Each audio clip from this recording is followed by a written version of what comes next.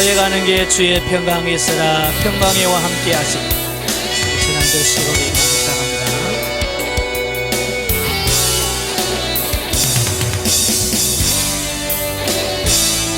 너희 가는 길에 주의 평강이 있으라. 평강의 왕 함께 가시니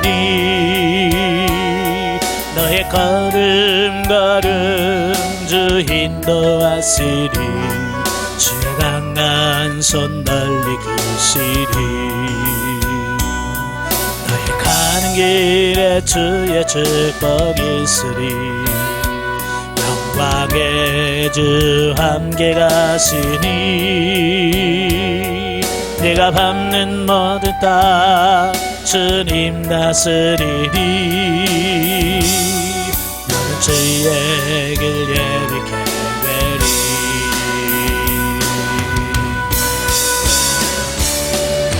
주님 나라 위하여 길 떠나는 나의 형제여 주께서 가라시니 너는 가라 주의 이름으로. 거칠은 광야에 꽃은 피어나고 세상은 내 안에서 주님의 영광 보리라. 강하고 담대하라. 세상에 계신 주 늘 함께 너와 동행하시며 내게 새 힘들 주시리.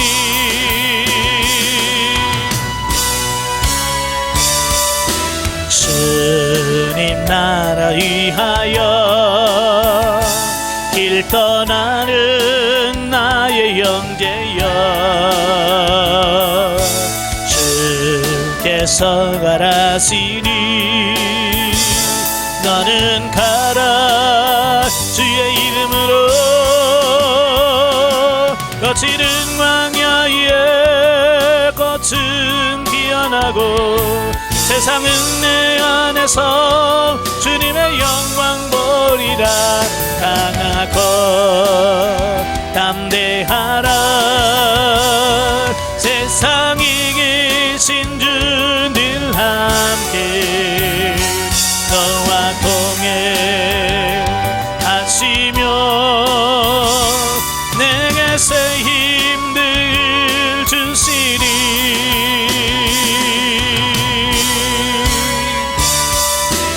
은혜로우신 아버지 감사합니다. 오늘도 우리를 사랑하셔서 귀한 시간을 허락해 주시고 사도행전 13장의 말씀을 같이 나눌 수 있도록 은혜 주셔서 감사합니다. 오늘도 성령께서 함께하여 주시고 은혜 베푸사 이 사도행전 13장의 말씀을 통해서 깨달아지는 역사가 있도록 도와주시옵소서.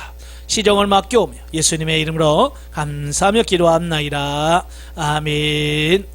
예, 오늘 시간에는 사도행전 13장의 말씀을 같이 보도록 하죠. 자, 13장의 내용은 사도 바울이 이제 제1차 전도 여행을 떠나게 되어지는 준비하는 과정과 또 실제로 나가서 사역하는 과정에 대한 말씀을 해요.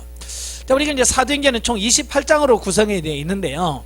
자, 1장부터 7장의 내용이 뭐냐면 이제 오순절날 성령 강림을 통해서 이제 예루살렘의 교회가 시작이 되잖아요.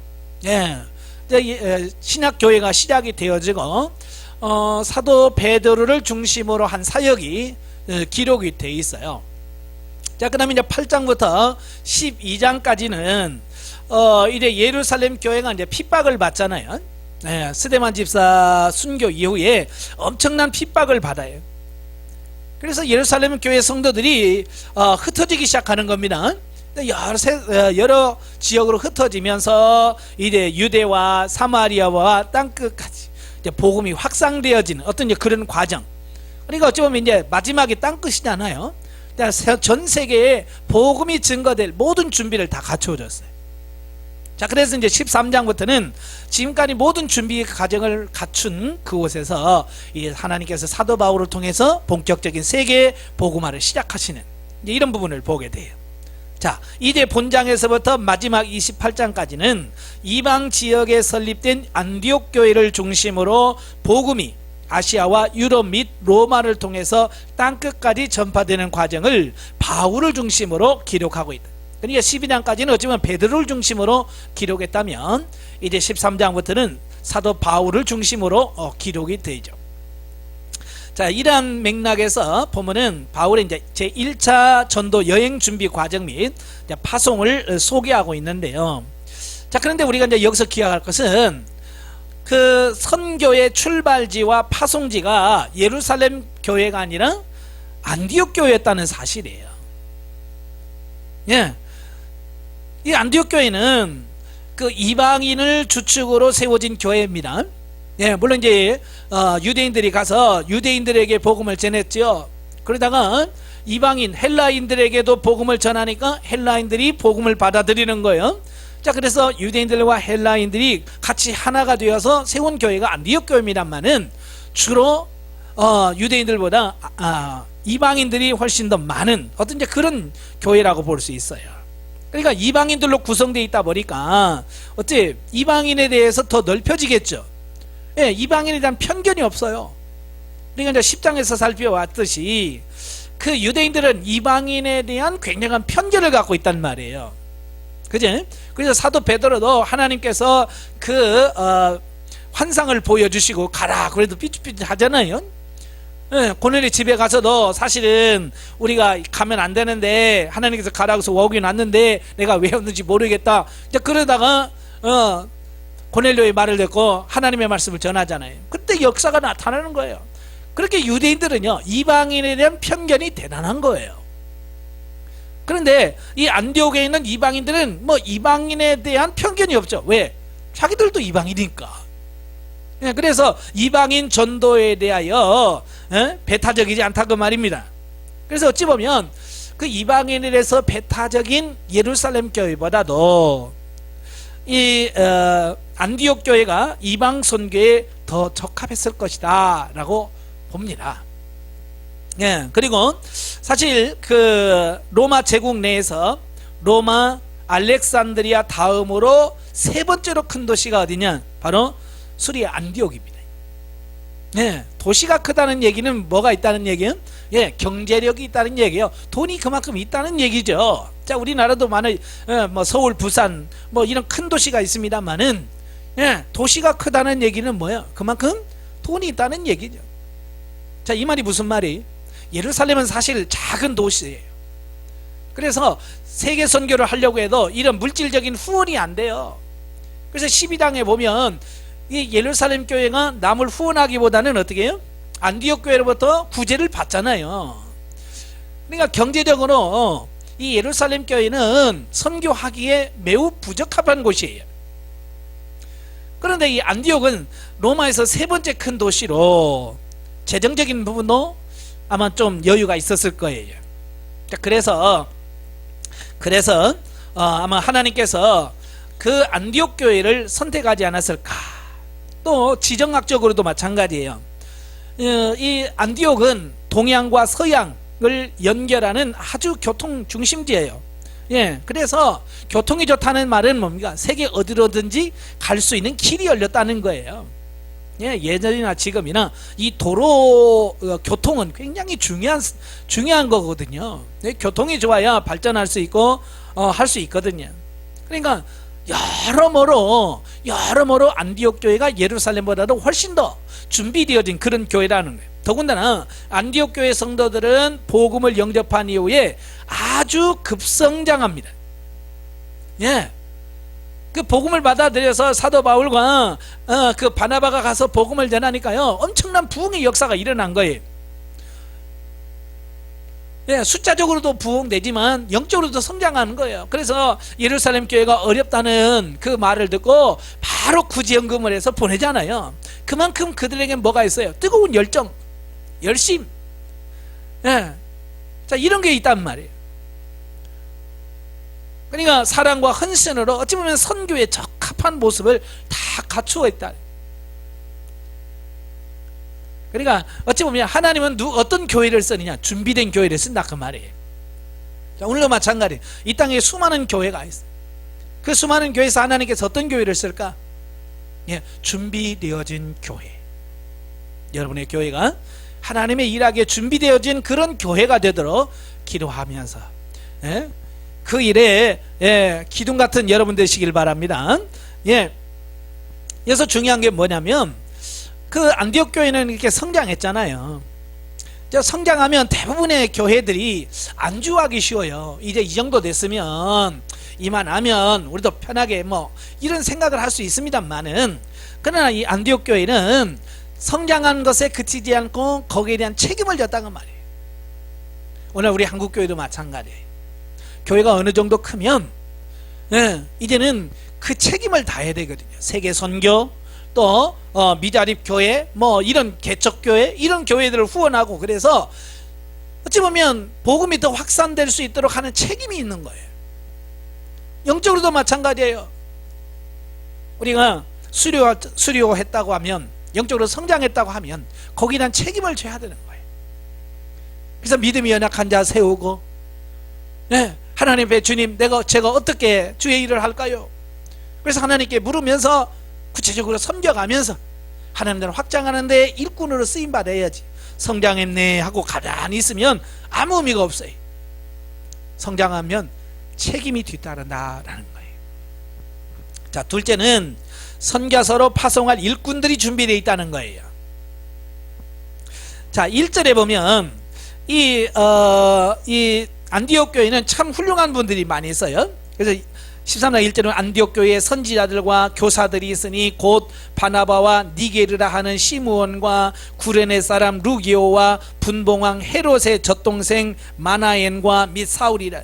그러니까 바나바, 사울 외에도 이런 훌륭한 일꾼들이 많아요. 예. 그러니까 일꾼이 많다는 것은 그만큼 또 하나님이 일할 수 있는 그런 부분이 있다는 거예요. 그러니까 교회는 누가 있어야 돼? 일꾼이 있어야 돼. 일꾼이 없으면 참 어렵지요. 자, 사실 바나바와 바울은 안디옥 교회의 목회자로도 훌륭하였지만 선교를 위해서는 더욱 중요하고 적합한 인물이었다라고 하는 거예요. 바나바는 이미 예루살렘으로부터 인정받았잖아요. 성령이 충만한 자라고, 또 인격자라고 사도행전 4장 36절에서 이미 말씀하고 있고 11장 22절에서 24절까지 말씀하고 있어요. 그러니까 바나바는 이미 공적으로 인정받은 사람, 준비되어진 사람이에요. 그리고 이 바나바는 바울을 키운 후견인이잖아요. 그러니까 사도 바울이 다메섹에서 변화를 받고 아라비아 광야에서 3년을 머물면서 주님과 깊은 교류 속에서 복음의 진리를 깨달아. 그래서 다메섹에 다시 가서 다메섹 복음을 전하다가 그들이 죽이려고 하니까 광주리를 타고 밤에 피해서 예루살렘으로 옵니다. 그런데 예루살렘에 왔는데 그 사울에 대해서는 이미 알잖아요. 스데반 집사를 돌로 쳐 죽였다고 하는 거 이미 다 알고 있는 거예요. 그러니까 사울이 왔다고 예수 믿는다고 해도 안 믿는 거예요. 아무도 그를 가까이 하지 않는 거예요. 그때 사울을 찾아가서 바울을 사울에게 인도한 사람이 누구냐? 바나바예요. 바울 역시 이미 이방인의 사도로 택하심을 받았잖아요. 9장 15절에 보면 그가 다메섹을 하다 예수님 만나잖아요. 그때 아나니아에게 주님이 말씀하니 그는 임금들과 이방인들에게 복음을 전하게 택한 나의 그릇이다. 하나님은 이미 사울을 선택할 때부터 이런 선교사로 이미 이방인을 위한 사도로 선택하시고 그를 준비해 왔다 그 말이에요. 그러니까 하나님은 준비된 일꾼을 쓰지 아무나 쓰는 거 아니에요. 그러니까 저와 여러분들이 이 훈련을 통해서 변화되고 새로워져서 하나님이 나를 쓰실 때 쓰실 수 있도록 준비되어지는 그런 일꾼이 되어야 될 줄로 믿습니다. 자, 한편 본문을 보면 바나바와 바울은 선교사로 택한 이는 안디옥 교회가 아니라 바로 성령님이셨다라는 거예요. 이게 중요한 거예요. 그러니까 안디옥 교회가 스스로 야 우리도 이제 선교하자, 우리 중에 선교사를 보내자, 그래서 선교사를 파송한 게 아니라 그 말이에요. 예, 그들은 열심히 모여서 그리스도인이라는 칭호를 받으면서 나름대로 열심히 신앙생활을 하고 있어요. 그들도 어찌 보면 선교할 생각 안 해요. 근데 성령께서 따로 세우라고 말합니다. 금식할 때 성령께서 이르시되 내가 불러 시키는 일을 위하여 바나바와 사울을 따로 세우라. 누가 하시는 거예요? 성령님이 하시더라고 말이에요. 예. 이는 이후 이방 선교의 사역이 전적으로 성령님의 주도하에 진행될 것임을 암시합니다. 그러니까 선교는 처음 일꾼을 세우는 것부터 시작해서 파송해서 진행하는 모든 과정을 인도하신 이가 누구냐? 성령님이시다 그 말이. 오늘 많은 선교 사역을 하고 선교사를 파송하는데 과연 성령님이 파송을 하고 성령님이 하시는가? 이건 굉장히 중요한 부분입니다. 예. 그러므로 안디옥 교회의 선교사 파송은 모든 것이 하나님의 뜻대로 이루어진 선한 사역으로 모범적인 선교사 파송의 모습을 보여준다. 네.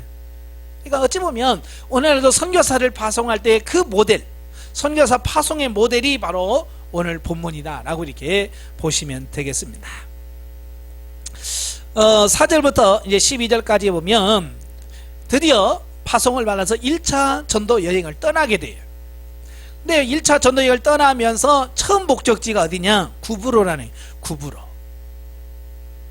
보면은 바울과 바나바가 제1차 전도 여행을 떠나서 첫 번째 사역지로 선택하는 곳이 어디냐? 구브로입니다.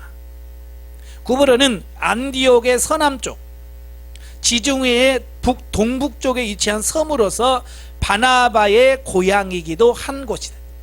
예. 이 바나바의 고향이 거기입니다. 또 헬라인 거주 지역이었지만 원래 이제 구브로는 헬라인들이 거주하는 지역인데 그 이스라엘과 좀 가깝잖아요. 그러니까 유대인들이 많이 살고 있어요. 유대인들이 많이 살고 있어요. 그래서 그곳에는 이미 유대인 회당들이 여러 개 있었다라고 말씀합니다. 그래서 율법에 의하면 유대인들은 10가정이 모이면 회당을 세우게 되어 있어요. 그러니까 유대인들이 어느 동네에 가서 10가정이 되면 회당을 세워야 돼. 그러니까 여러 개가 있었다고 하는 말은 그만큼 그 구브로라는 섬에 유대인들이 많이 살고 있었다니 그 얘기를 하고 있죠. 자, 그래서 이 두 전도단은 회당을 중심으로 복음 전파 활동을 펴나갔습니다. 이는 여호와 신앙을 가지고 있어서 복음 증거에 용이한 유대인들에게 먼저 복음을 전하고 차츰 자연스럽게 이방인들에게까지 복음을 증거하기 위함이에요. 이게 이제 사도 바울의 전도 전략입니다. 예, 전도를 하려면 전략이 필요하거든요. 그래서 맨 처음은 유대인들에게 전했어요. 왜냐하면 유대인들은 이미 구약 성경에 대해서 알고 있단 말이에요. 아브라함 얘기하면 알고 있고 다윗 얘기하면 이미 다 알고 있는 얘기들이, 왜? 어렸을 때부터 성경을 배웠기 때문에. 그러니까 그들에게 복음을 전하기가 유리하는, 용이하단 말이에요. 그래서 먼저 유대인들에게 복음을 전하고 그 다음에 이방인들에게 복음을 전하는. 그래서 이제 구브로에 가서 이래 복음을 전합니다. 근데 여기서 이제 중요할 것이 뭐냐면 이제 사도 바울이 복음 전도 사역을 하니까 박수 엘루마가 방해를 하기 시작하는 거예요. 예, 이 사람은 이제 마술사거든요. 박수, 점장이, 무당 이런 뜻인데요. 예, 예, 마술사 출신이에요.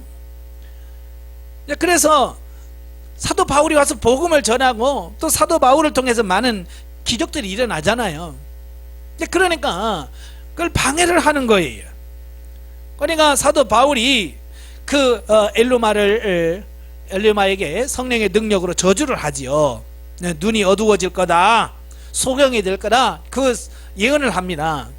그러니까 그때부터 바로 즉시 그 사람이 눈이 멀어요. 소경이 됩니다.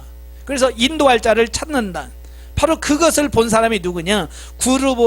구브로 섬의 총독인 서기오 바울이라고 하는 분이 바로 자기 눈앞에서 넌 눈이 멀 거야 라고 하니까 진짜 눈이 먼단 말이에요. 이것을 바라보고 야, 정말 이건 대단하다. 그래서 바로 그가 복음을 영접합니다. 복음을 받아들여.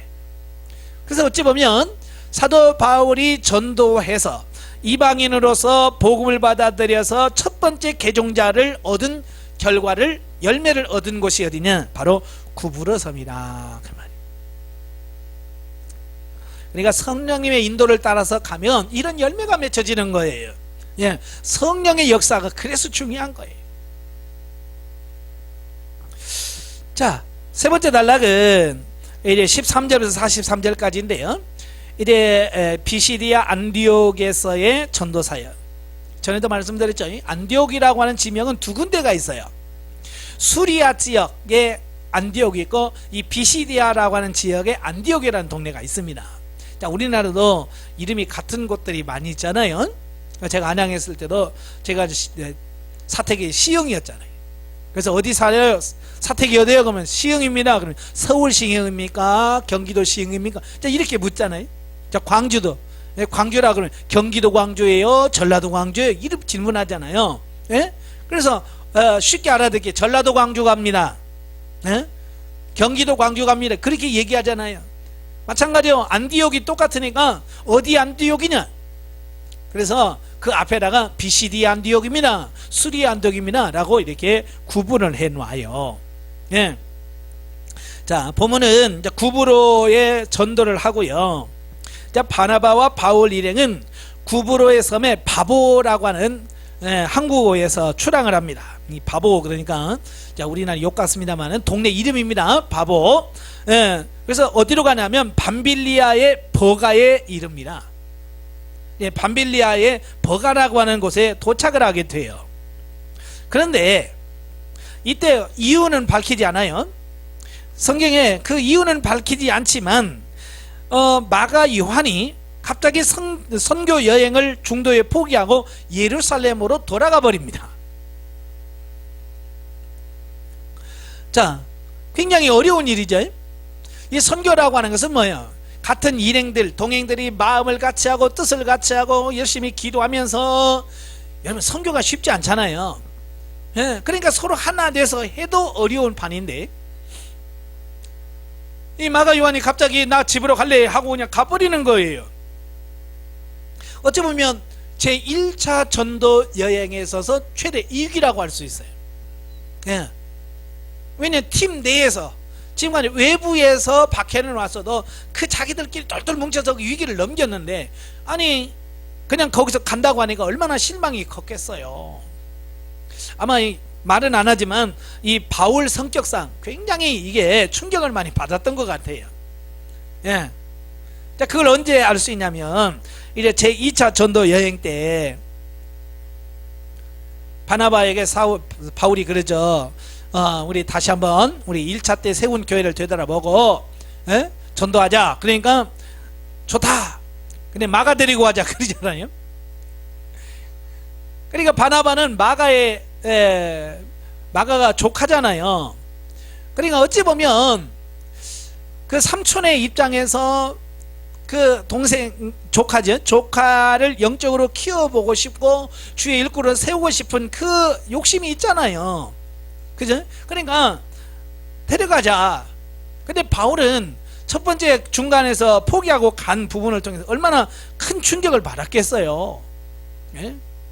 그러니까 안 된다. 안 된다. 그래서 결과적으로는 그 마가 요한 때문에 이 바나바와 바울이 헤어지게 됩니다. 그래서 바나바는 마가를 데리고 2차 전도여행을 떠나고, 바울은 그 바나바 대신 신라를 동역자로 해서 2차 전도여행을 떠나게 된 어떤 이런 그 부분이 되잖아요. 그러니까 어찌 보면 1차로 맞는 위기예요, 위기. 그럼에도 불구하고 바나바와 바울은 흔들리지 않고 전도 여행을 계속해서 비시디아 안디옥까지 가서 복음을 전하게 됩니다.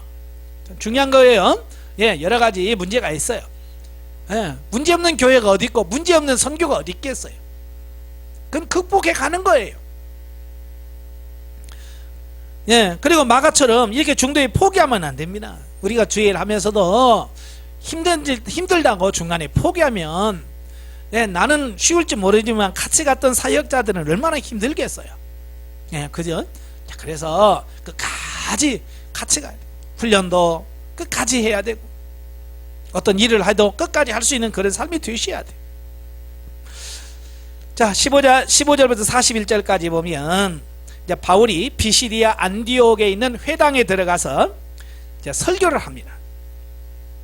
그러니까 회당은 유대인들이면 누구나도 활동할 수 있거든요. 그러니까 그 사도 바울이 그 회당에 가니까 설교할 수 있는 기회를 그 바울에게 주었던 것 같아요. 그래서 바울이 회당에서 이제 설교를 하기 시작합니다. 그 설교 내용이 크게 세 가지인데요. 첫째가 뭐냐, 이스라엘 역사에 나타난 하나님의 섭리와 언약을 통해서 예수 그리스도의 메시아 되심을 선포합니다. 그래, 이스라엘 사람들은 구약 성경에 대해 너무 잘 알잖아요. 그러니까 사도 바울은 출애굽으로 시작해서 출애굽, 사사시대, 또 사울과 다윗을 통한 왕정시대, 뭐 이런 시대를 쫙 설명합니다. 예. 그러면서 결국 다윗의 후손이신 메시아 예수 그리스도를 선포하게 되어지죠. 역사를 볼 수 있는 눈이 열려 있는 거예요, 사울은. 예? 자, 그리고 두 번째로는 믿음으로 의롭게 된다라고 하는 이신등이 사상을 선포합니다. 바울이 믿음으로 말미암아 구원을 받는다라고 하는 이신득이의 교리의 설교, 그 이신득이 설교를 처음 한 곳이 어디냐? 비시디아 안디옥이에요. 예, 성경의 기록에 그만큼 이 이신득이의 사상은 사도 바울에게 있어서 굉장히 중요한 원리예요. 그래서 로마서 이제 1장의 17절에 보면 믿음으로 우리가 의롭게 되어진다. 믿음으로 말미암아 우리가 의인이 된다라고 고백을 하고요. 그 말을 들은 루터가 결국 중세에 1517년에 종교 개혁을 시작하게 된 그 말씀이 바로 이신층의 교리거든요. 믿음으로 우리가 구원을 받는다, 어떤 행위가 아니라. 그리고 세 번째로는 바울은 구약 역사에 나타난 하나님의 섭리와 예수 그리스도의 대속을 접목시키므로 예수님의 신성과 메시아 되심을 강조했는데, 이것은 선민 이스라엘 향한 하나님의 구원 섭리와 역사를 분명히 하는 것으로 바울이 이방인의 사도로 부름을 받기는 했지만 먼저 유대인에게, 다음은 이방인이라고 하는 선교 기본 전략을 지니고 있었다는 사실을 보게 되어집니다. 자, 그런데 여기서 중요한 것이 뭐냐면, 바울은 조금 전에 말씀드렸지만 그 구약에 쫙 나타난 그 역사 속에 그 구속사가 숨겨져 있다는 사실을 발견한 사람이 바울이에요. 단순한 역사로만 보지 않아요. 그 역사 속에 숨겨진 하나님의 구속사를 쫙 꿰뚫는 어떤 영적 안목이 열렸다고 말이에요. 참 이건 대단한 거예요. 오늘도 마찬가지입니다. 많은 성도들이 성경을 읽지만 사도 바울처럼 이 구속사적인 그 하나님의 그 관점을 꿰뚫러 보는 사람이 없어요. 영적인 눈이 없어. 그래서 성경을 보고도 깨닫지 못해요. 근데 사도 바울은 그 구속의 역사 속에서 하나님이 어떻게 우리를 구원해 가시는지 구원의 역사를 잘 꿰뚫고 있단 말이에요. 이런 영적인 눈이 열려지셔야 돼요. 마지막으로 바울의 설교를 들은 청중들의 반응을 언급하고 있는 부분이 42절 43절인데요 바울의 설교는 청중들에게 감동을 줍니다. 그래서 많은 사람들이 복음을 받아들이는 역사가 일어남으로써 이제 바나바와 바울의 전도 사역은 굉장히 성공적으로 이루어져 가고 있음을 여기서 우리에게 보여주고 있습니다. 예. 이제 13절부터 이제 44절부터 52절까지 보면 성공하는 데가 좋은데 반드시 우리가 잘 되면 시기하는 사람이 있다 그 말이에요. 누구시든 유대인들이 시기를 하는 거예요. 그래서 박해를 하기 시작합니다. 그래서 이제 비시디아 안디옥에서 복음을 쫓는 사람의 수가 점차 증가하자 자신들의 권위와 지지 기반이 약화될 것을 우려한 유대인들이 바나바와 바울의 복음 전파를 방해하며 비방하며 방해하기 시작합니다. 아마 유대인들도 그 이방인들에게 그들 나름대로 율법을 전했겠죠. 그래서 개종을 시키려고 많이 노력을 했을 거예요. 그런데 그들이 그 율법을 전하면 개종하는 사람들이 별로 안 나타나는데, 아니 사도 바울이 그냥 와서 회당에서 복음을 전했는데 그냥 많은 사람들이 다 바울 쪽을 선택한 거예요. 그러니까 유대인들의 입장에서 보면 얼마나 시기가 나겠어요. 특별히 44절에 보면, 44절에 보면, 다음 안식일에 온 시민이 거의 다 하나님의 말씀을 듣고자 모였다는 거예요. 그 비시디 안독이 얼마나 뭐 큰지는 작은지는 모르겠습니다만은, 한 주 지난 일에 바울의 그 소문이 얼마나 많이 났는지, 그 바울의 설교를 들으려고 그 시 사람들이 다 모여서 거의 다 모일 정도로. 그러니까 유대인들의 입장에서는 시기할 만하죠. 이해는 돼요. 자, 그러나 그렇다고 해서 비방하고 방해하면 안 되잖아요. 그건 하나님의 역사잖아요. 그러면 하나님의 역사라는 걸 인정하고 자기들의 부족함을 인식하면서 서로 돕고 하면 얼마나 좋겠어요. 근데 유대인들은 영적인 눈이 가려져 있기 때문에 바로 이걸 깨닫지 못하는 거예요. 그래서 유대인들은 민족적 선민의식과 자기 종교에 대한 지나친 열심으로 인해서 이방인들에게까지 구원의 문이 열려있는 복음을 인정할 수가 없었기 때문에 받아들일 수가 없는 거예요. 그러니까 여기서 중요한 게 뭐냐면, 영적인 눈이 열려있느냐 그렇지 않느냐, 이게 중요한 거예요. 유대인이냐 이방인이냐가 중요한 게 아니에요. 영적인 눈이 열려서 이런 하나님의 역사를 볼 수 있느냐 없느냐라고 하는 거야. 그들은 선택받은 유대인들이 하나님 백성이에요. 선민이에요. 그럼에도 불구하고 영의 눈이 어두워 있다 보니까 이걸 못 보는 거예요. 오늘날도 마찬가지예요. 신앙생활을 오래 했다고 영의 눈이 열린 거 아닙니다. 직분이 뭐 권사, 장로, 목사 됐다고 해서 눈이 저절로 열리는 게 아니에요. 어쨌든은요, 평신도보다도 못하고 새신자보다도 영적인 눈이 안 열린 사람 많아요. 그래서 우리가 자칫하면 우리가 유대인들처럼 행할 수 있어요. 그래서 보면 어때요? 교회 개척 멤버라고 해서 나중에 교회 와서 열심히 하는 사람에게 구박하고 무시해서 시험 들게 해서 떠나게 만드는 사람들이 얼마나 많은지. 그건 아닌 거지요. 영적인 눈이 열린 사람, 다친 사람, 오늘 또 영성이란 말만 나오면 이상한 눈으로 쳐다보고, 또 은사를 하거나 방언하면 절제시키고 못하게 만들고 방해하고. 왜 그래요? 영의 눈이 어두우면 그럴 수 있다는 거예요. 저는 유대인들의 입장을 이해합니다. 영의 눈이 열려있지 않다 보니까 그들은 어찌 보면 그게 자기들은 최선이죠. 그렇죠? 미혹되지 않게 하는 그들의 입장은 이해가 돼요. 그러나 중요한 것은 우리 눈이 열려야 되지 않는가. 눈이 열려져야 된단 말이에요. 그래서 바울과 바나바로 하여금 복음을 증거하지 못하도록 비방하면서 방해하고 성내 권력자들을 선동해서 바울과 바나바를 내쫓은 데까지 이르게 된다, 그 말이에요. 그래서 46절에서 49절에서 바울의 변론에 대하여 유대인들은 비방하였지만 이방인들은 환영하고 복음을 영접함으로써 복음의 주도권이 이제 유대인에게서 이방인으로 넘어갔음을 보여줌과 동시에 성령님의 작정하신 뜻에 의해서 세계가 복음화가 될 긍정적인 모습을 예시해 줍니다. 자, 이게 뭐냐면 유대인들은 거부하는데 이방인들은 그 복음을 받아들인단 말이에요. 물론 유대인들은 세계에 없는 곳이 없죠. 다 있어요. 지금도 유대인이 없는 곳이 없잖아요. 다 어디 나라에 가든 유대인이 있습니다. 그러나 그들은 어때요? 복음을 안 받아들이는 거예요. 그러나 이방인들은 복음을 받아들여서 유대인들의 회당보다도 지금 전 세계 교회가 훨씬 더 많거든요. 이게 하나님의 뜻이라고 말해요. 정말 정작 믿어야 할 유대인들은 거부하고, 정말 유대인들은 저건 구원받지 못할 거라고 생각했던 이방인들은 한결같이 구원을 받는단 말이에요. 이게 뭘 말합니까? 사람의 생각과 하나님의 뜻이 이렇게 차이가 있다는 거예요.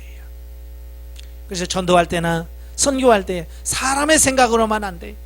하나님 성령께서 이끄신 대로 해야 된다. 그 말씀을 깨닫기를 바래.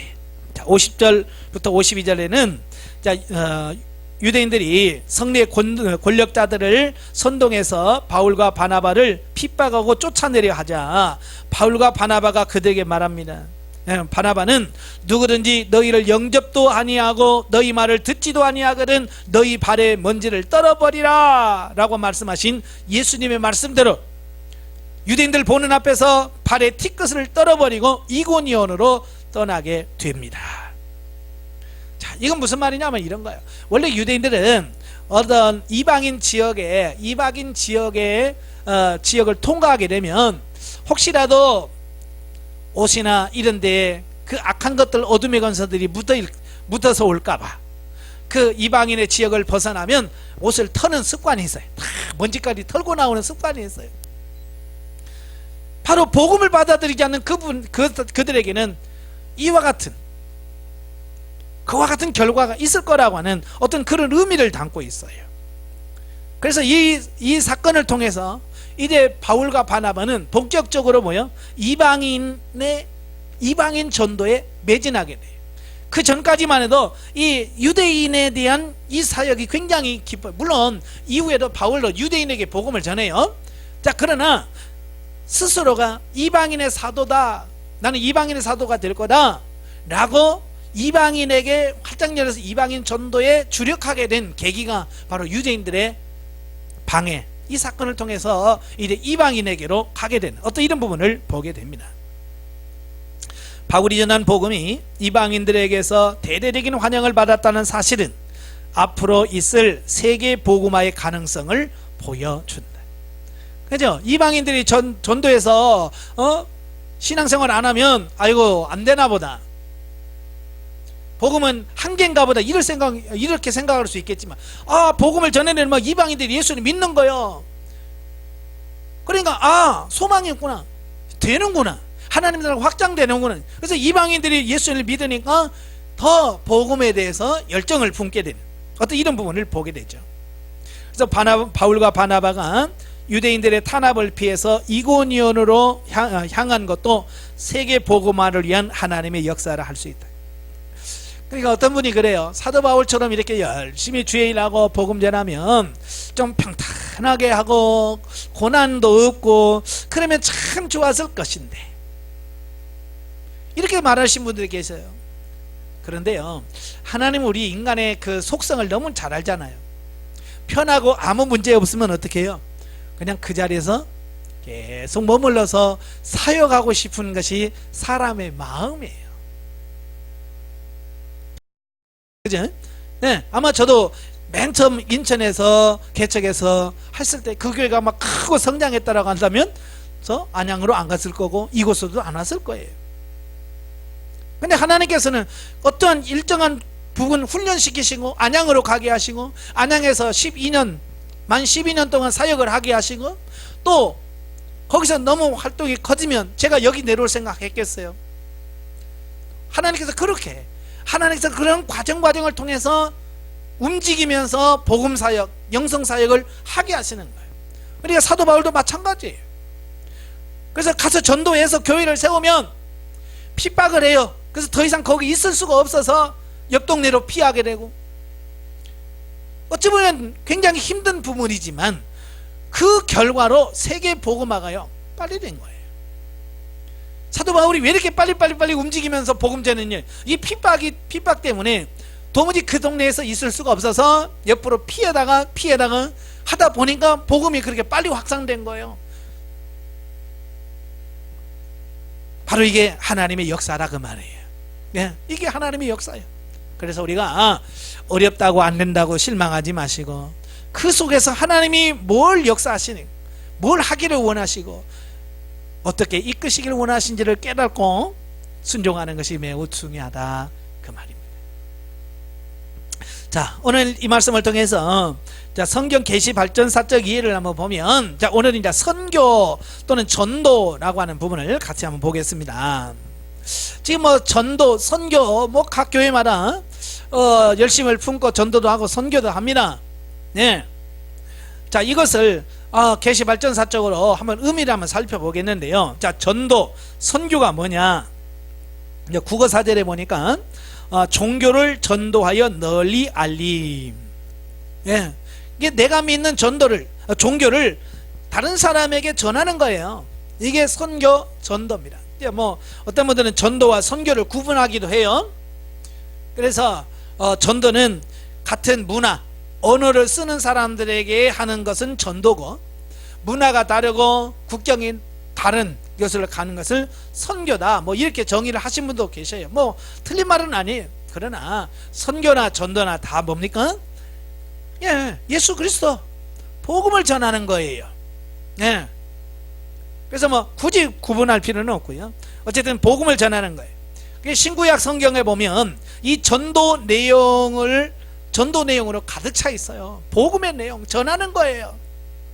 하나님도 이스라엘 백성들을 선택하는 것도 하나님의 나라를 전하고 하나님의 구원을 전하라고 이스라엘 백성을 선택했거든요.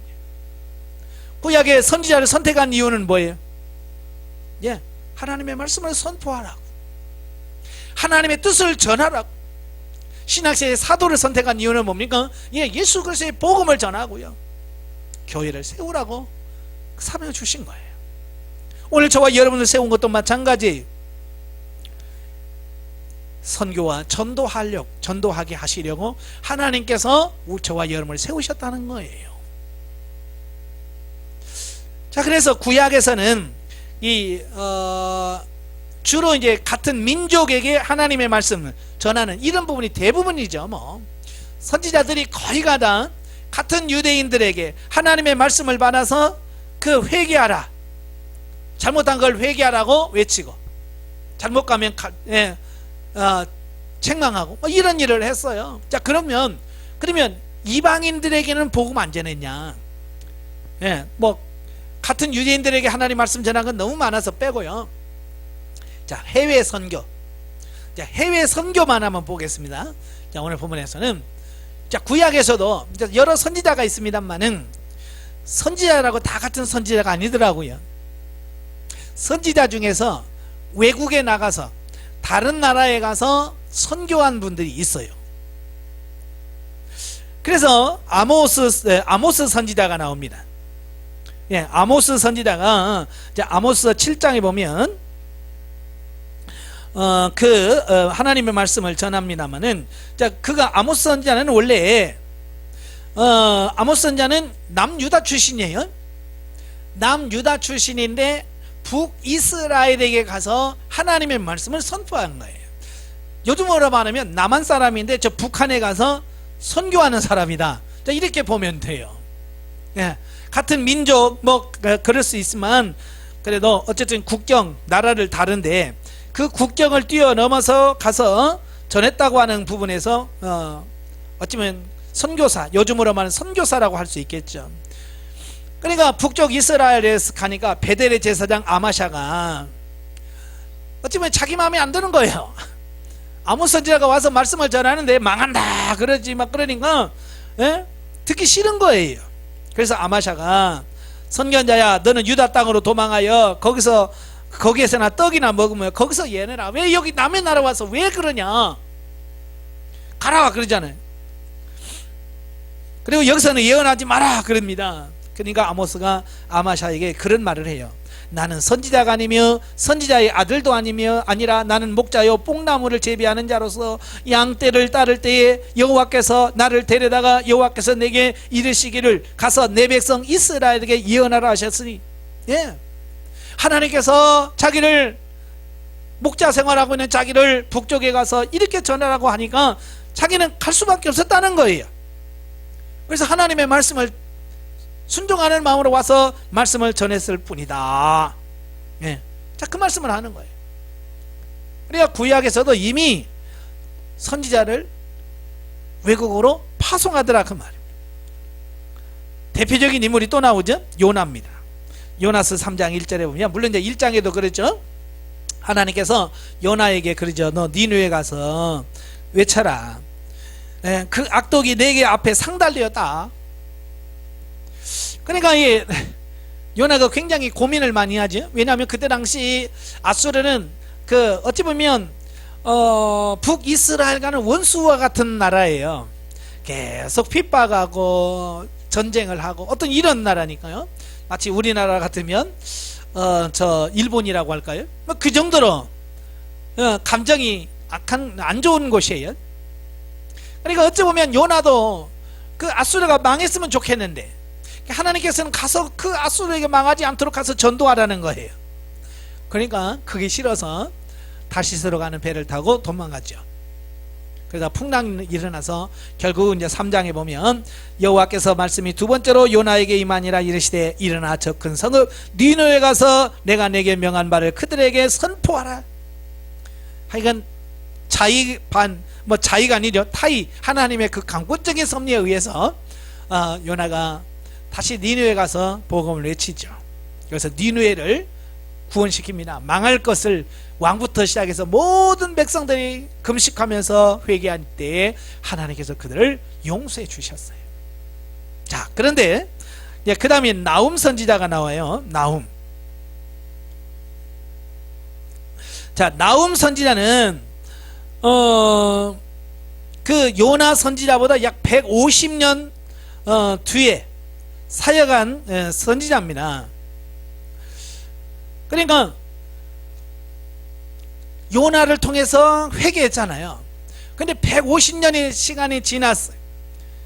그러니까 이 아수르가 교만하고요, 예전에 그 요나 선지자를 통해서 들었던 하나님의 말씀을 잊어버려. 150년 지났으니까 다 잊어버렸겠죠. 또 죄 짓는 거예요, 옛날처럼. 그래서 하나님께서 나훔에게 너 가서 망한다고 전해라. 하나님께서 너희를 심판할 거다 라고 외쳐라. 그래서 나훔서 전체가 1장과 2장인데 바로 그 아수르의 그 수도 니느웨의 멸망에 대한 이야기를 선포합니다. 그래서 결국 니느웨는 바벨론에 의해서 망하죠. 망해버립니다. 자, 이렇게 보면 구약에서도 종종 자기 민족 이스라엘 백성뿐만 아니라 해외에 있는 다른 민족에 가서 말씀을 전해서 그들을 구원하는 역사가 있다 그 말. 자, 예수님 시대에 오면 물론 예수님은 먼 거리는 안 가시지만 예수님도 친히 국경을 뛰어넘으셔서 복음을 전하시는 그런 역사를 하셔요. 마태복음 15장에 보시면 예수님께서 어디로 가시냐면 두로와 시돈이란 지역으로 갑니다. 이스라엘 백성들에게 말씀을 전해도 참 이스라엘 백성들이 하나님 말씀을 안 받아들이는 거예요. 안 받아들이는 겁니다. 그러니까 예수님께서 거기서 나가사 두로와 시돈 지방으로 들어가시니 15장 21절에 두로와 시돈은 페니키아라고 하는 이방 나라예요. 자, 이방 나라에게 예수님이 가시는 거예요. 왜 가실까요? 바로 가나안 여인을 만나러 가시는 거예요. 왜 예수님께서 사역하시다가 왜 가나안 여인을 만나러 가실까요? 바로 예수님의 말씀을 듣지 아니하고 믿지 아니하고 받아들이지 않는 그 유대인들과 이방인으로 불구하고 예수님을 영접하고 받아들이는 그걸 비교시켜 보려고. 너희들이 하나님의 백성이라고. 근데 너희는 왜 이렇게 하나님의 말씀 안 받아들이냐. 근데 이방인인 이 여인은 받아들인다. 어찌 보면 유대인들을 부끄럽게 할 목적으로 가신 거예요. 그래서 가나안 여인을 만나서 여인이 고쳐주세요. 그래도 처음에는 침묵하시고, 두 번째는 내가 잃어버린 이스라엘의 집에 잃어버린 양회는 보내심을 받지 않았다라고 말합니다. 그래도 하니까 뭐라고 그래? 자네의 떡을 취하여 개들에게 던지니 마땅치 않다라고까지 말합니다. 그럼에도 불구하고 그 여자가 맞습니다. 그러나 개들도 주인의 상에 떨어지는 부스러기를 먹잖아요. 바로 이걸 보여주려고 하는 거예요. 예수님께서 봐라, 이방인은 너희가 이렇게 개 취급을 하는데도 이렇게 말씀을 받아들이지 않느냐. 너희는 하나님의 선민이라고 하면서 뭐냐, 너희 믿음이 어디 있느냐, 이걸 보여주려고 예수님께서 일부러 거기까지 가셔서 침묵하시고 그에게 그가 좀 받아들이게 가슴 아픈 이야기를 하시는 거예요. 예수님도 이렇게 이방에 가셔서 복음을 전하십니다. 또 요한복음 4장에 보면 수가성 여인을 만나게 되죠. 원래 이제 사마리아는, 사마리아 사람들은 유대인들이 굉장히 싫어하는 지역입니다. 그래서 원래 안 가요. 근데 예수님께서는 이번에는 목적을 가지시고 사마리아 성읍을 지납니다. 땅을 지나면서 수가라는 성 우물가에서 그 여인을 만나죠. 그 여인을 만나서 전도를 하게 됩니다. 예? 그래서 이미 예수님께서 사마리아에 가서 그 여인과 그 여인이 와서 보라, 와 보라 그랬잖아요. 와 보라. 그래서 많은 사람들이 와서 예수님을 만나게 되고 복음을 듣게 되고 믿는 사람이 많아졌어요. 그래서 나중에 예수님이 십자가에 못 박혀 죽으시고 성령이 임하시고 빌립이 사마리아에 가서 복음을 전하니까 어때요? 수많은 사마리아 사람들이 예수님을 믿게 되는 거예요. 왜? 예수님께서 이미 기초작업 다 해놓으셨어요. 예, 복음만 전하면 받아들일 수 있는 모든 준비를 다 해놓으셨어요. 그러니까 빌립에 가니까 많은 사람들이 그 영접하게 되고, 예? 그래서 복음화가 되어지는 이 부분을 보게 되죠.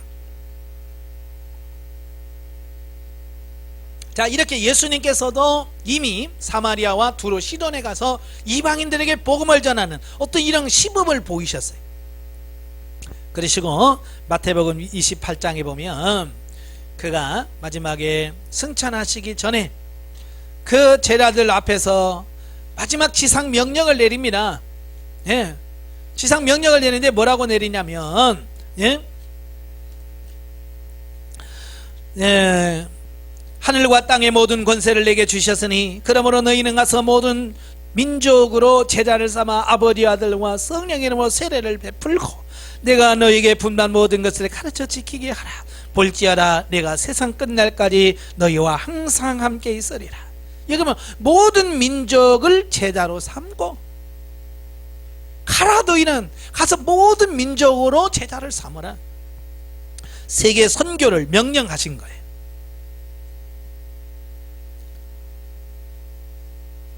또 마찬가지 사도행전 1장 8절에도, 네? 우리가 너무나 잘 아는 말씀이잖아요. 예, 사도행전 1장 8절에서 뭐라고 말씀합니까? 너희가 오직 성령이 너희에게 임하시면 너희가 권능을 받고 예루살렘과 온 유대와 사마리아와 땅끝까지 이르러 내 증인이 되리라. 자, 이거 지상 명령이에요. 머물지 말고 전하라는 거예요. 머물지 말고. 그래서 그 예수님의 명령을 최초로 받아서 실행에 옮긴 사람이 누구냐? 바울이에요. 바울. 자, 그래서 오늘 본문에 보니까 성령께서 따로 세우라. 바울과 바나바를 따로 세우라. 그래서 그들을 선교사로 파송을 하게 하시고 그가 나가서 사역하는 곳곳마다 하나님의 교회가 세워집니다. 그래서 공식적으로 1차, 2차, 3차 전도 여행을 떠나게 돼요. 그래서 사도행전에 기록이 되어 있어요. 그러나 사도행전에 기록되지 않은 제4차 전도 여행이 또 있습니다. 1차 로마 감옥에서 이제 노임을 받죠. 무죄로 선고받고 나옵니다. 그래서 그는 그 로마 감옥에서 나와서 저 스페인 서바나까지 가서 복음을 전하고 또 지금까지 전도했던 것을 다 돌아다니면서 일일이 복음을 전하고 말씀을 전하다가 결국 다시 네로에게서 붙잡히게 됩니다. 자, 그래서 결국 AD 67년에 순교를 당하게 되는 이런 부분을 보게 되죠. 어쨌든 이 사도 바울을 통해서 전 세계 복음을 얻게 되고 그 뒤로 바울, 그 다음에 디모데나 또 여러 사역자들을 통해서 사도, 속사도, 교부들을 통해서 계속 복음이 전해서 오늘 이 세대까지 우리에게 전달된 거예요. 그리고 이제 계시록 11장에 보면 이제 7년 대환란이 일어나잖아요. 자, 7년 대환란이 일어나게 되는데 그 7년 대환란의 그 전반부에 누가 등장하냐면 두 증인이 등장을 하게 돼요. 두 증인은 뭐냐? 마지막 말세에 하나님의 말씀을 전할 사명자. 네. 말세에 하나님의 말씀을 전할 사명자. 이 두 증인이에요. 두 증인은 이방인 교회와 유대인 교회를 상징한다고 그랬어요. 어쨌든 마지막 7년 대환란 중에도 하나님께서는 말씀을 전하는 자를 세워서 끝까지 복음을, 이게 하나님의 뜻이라 그 말이에요. 그래서 선교는 하나님의 뜻이고 명령이다. 그래서 저와 여러분들이 늘 사역을 하시든 뭘 하시든 우리가 뭘 계획하는, 하나님께서는 선교를 원하시지. 그래서 선교의 비전을 갖고 선교할 수 있도록 직접 나갈 수 있으면 나가고, 나갈 수 없으면 선교사를 위해서 후원할 수 있는 그런 삶이 되어서 복음이 전 세계에 확장되는 그 일에 여러분들이 앞장서는 그런 삶이 되셔야 됩니다. 물론 준비 없이 나간다고 해서 되는 건 아니에요. 철저하게 준비하셔야 돼요. 아까도 말한 것처럼 바울과 바나바는 철저하게 준비된 사람이에요. 그래서 준비되었기 때문에 그가 나가서 사역할 때 놀라운 역사가 일어나는 거예요. 오늘 저와 여러분들도 준비하세요. 준비하셔서 하나님 우리를 가라실 때 가면 하나님의 일할 수 있는 그런 일꾼이 되도록 우리가 준비되어지는 그런 부분이 되어야 될 줄로 믿습니다. 땅끝까지 복음의 증인이 되자. 아멘. 기도하겠습니다. 은혜로우신 아버지 감사합니다. 오늘도 우리를 사랑하셔서 귀한 말씀을 주셔서 감사합니다. 하나님께서는 땅끝까지 이르러 복음의 증인이 되기 하기 위해서 오늘도 우리 하나님의 사도 바울과 그 위에 모든 선교사들을 통해서 지금까지도 역사해 오셨습니다. 그것이 하나님의 은혜요 하나님의 역사인 것이기에 감사를 드리며, 또 오늘도 그 하나님의 뜻, 하나님의 섭리가 이루어지도록 우리가 힘쓰고 애쓸 수 있는 우리 삶이 되어지게 하옵소서. 예수님의 이름으로 감사하며 기도합나이다. 아멘. 하나님께 영드립니다.